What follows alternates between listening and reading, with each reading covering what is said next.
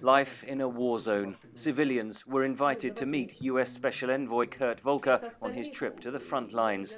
In contrast to the heavy security of a diplomatic convoy, their vulnerability was stark.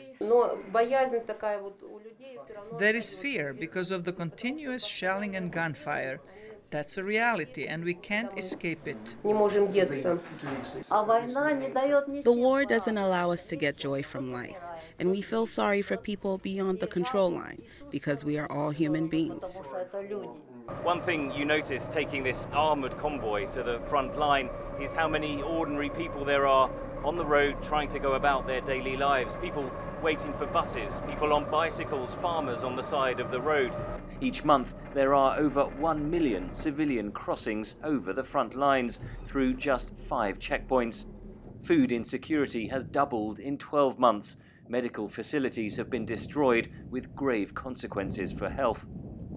HIV, instead of being limited to marginal groups such as sex workers or drug users, it's now mainstreaming throughout the population. You also have, which should be a huge concern for all of Europe, you have multi-drug resistant tuberculosis and extremely multi-drug resistant tuberculosis. Despite those dangers, the conflict has fallen out of the global spotlight.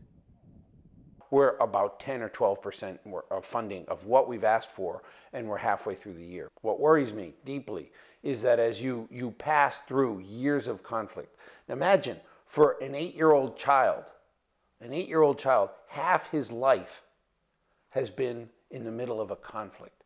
Children attend schools and the windows are sandbagged and they have drills to get themselves into the basement immediately when the shelling starts. It is the young and elderly suffering most. The UN says 600,000 elderly people living in rebel-held territory can't access their pensions. At the opening of a US-funded community center in Slovyansk, Volker urged Russia to help end the war. It is a tragedy to see this conflict continue, affecting the local population, and of course, Russia says that one of its objectives is protecting a Russian-speaking population.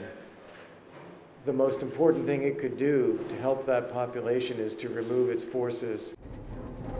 Diplomatic efforts to end the conflict have stalled.